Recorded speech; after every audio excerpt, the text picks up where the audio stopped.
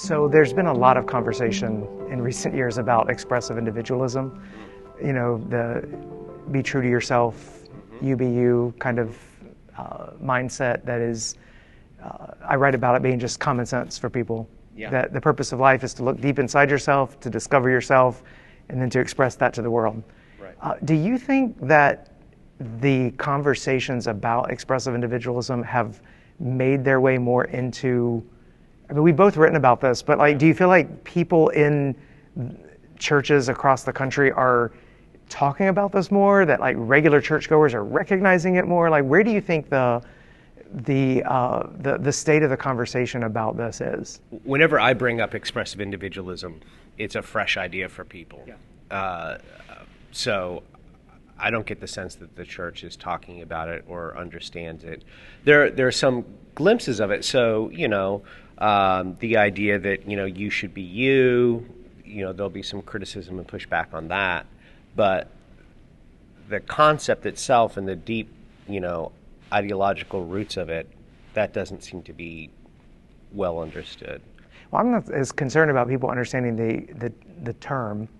Sure. And whether they know the term, but I feel like I've seen more conversation about it, but it still seems like whenever I'm having the conversation with people about this, and even when I'm not using the term, but I'm just explaining, hey, this is the plot of a lot of movies and music, and you can see this, it's like the narrative tension in our society. It seems like in lots of places I'm at, it's like a light bulb goes on for people. Yes. So it makes me think, okay, then this must feel fresh and new, but at the same time, there's a lot of good resources that are starting to discuss this. Like, how much is it going to take before will we be on to the next challenge by the time people start to really pick up on this being one of the cultural challenges we face? I kind of get that sense. Yeah, it's a little bit discouraging, but because as you say, there are a lot of great resources out there, but we're not having these.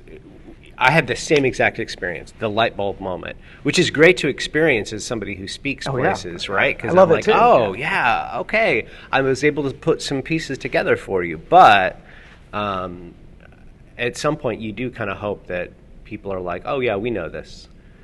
And we haven't reached that saturation point yet. So do you think we're still in the phase with this conversation where it's like more... Because I struggle with this. Like, at some point, part of the solution is the awareness of it first. Yes. So that you can recognize it and then see how Christianity counters it and shows a better way. Absolutely. But it's hard to get to the Christianity shows a better way unless the awareness is already there. So are we still more in a raising awareness phase? Yeah. Where do you think church leaders are on this? I don't get the sense that most church leaders have thought through this. But they are receptive to it when they hear it. I'm not sure if the phrase expressive individualism is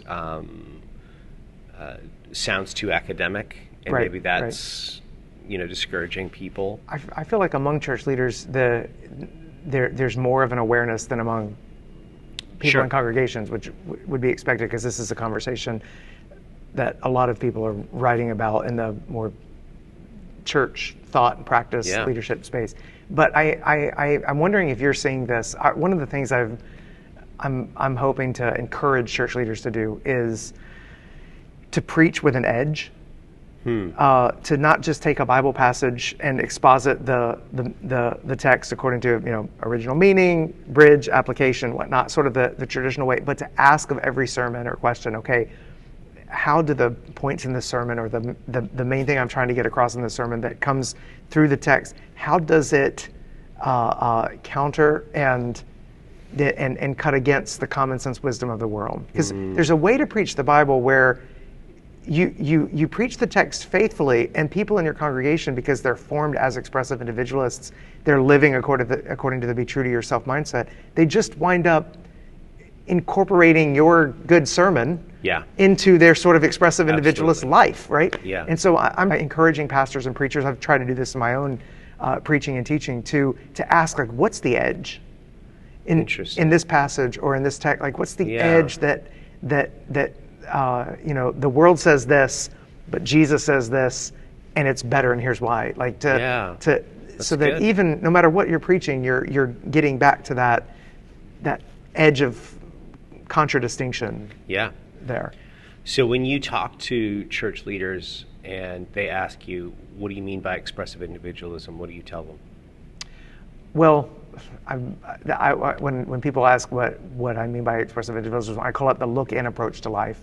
Okay. Because the way that I have tried to give church leaders sort of hooks to think about this or to explain it without the academic language is to say, when it comes to finding your purpose and meaning, your priority is you look in first to yourself and your deepest desires, then you look around to other people for affirmation and for community, and then you look up to God or to some higher power for some sort of inspiration. Like the order of, you may have categories for all of that, but the order of life is, I am the determiner of my destiny, I'm the one who defines my identity and whatnot. And that's in contrast to people who start with looking around in traditional societies where the community tells you that. And it's in contrast, I think, scripturally to where it starts with looking up to God and his design, then looking around to the community of faith we belong to, and then looking in to see what unique contribution we bring in our Christ-likeness. So I'm trying to help give that kind of a framework just so that people can talk about this in ways that don't sound so jargony from an academic standpoint. No, that's good. Yeah, so it's a very directional approach. Yeah, that's good. Yeah, so I think I usually say that there are two major parts of expressive individualism. One is that you have this overwhelming burden to discover or create or produce an identity, that your identity feels tenuous, that it feels liquid, that it feels uncertain, and that creates this sense of anxiety or dis-ease where you're not sure who you are or where you're supposed to go or what you're supposed to do. So you look inward to, so there's that directional component too. So you look inward to create or discover. Sometimes we use different language. Sometimes there's a sense that there's this innate identity that we're just tapping into. Sometimes it's, the self is a playground, and you get to just build whatever you want to build in the playground. But then the second part is you have to express it, and there's no end to the expressing, because it's through the expressing that your identity actually gains validity and substance. That's where you feel like you are alive, that you know yourself, that you belong somewhere in the world. And part of the problem with expressive individualism, there's a number of problems, but one of them is that you can never be satisfied. You have to constantly be projecting yourself out into the world, and I like to point to social media as an example of that, because that's what we're doing on social media. We're constantly projecting ourselves, and it's exhausting. And you have to also receive, to be valid, you have to receive affirmation and acceptance and celebration from everyone, which I like how you're taking a more of a where the areas of anxiety you're already feeling as a person, and then showing them that it comes from this unstable way of creating identity. Yeah, and there's this paradox too, because on the one hand, with expressive individualism, we tend to think, no one can define me, right? That's sort of the ethos, is no one can define me, I define myself. But the problem is, as you point out, you have to get affirmation from somebody else. That's built into the idea of witness. To have an identity, you have to have a witness out there who sees you and affirms you. And so I think that's one of the reasons why receiving affirmation, public affirmation, is so important for contemporary people.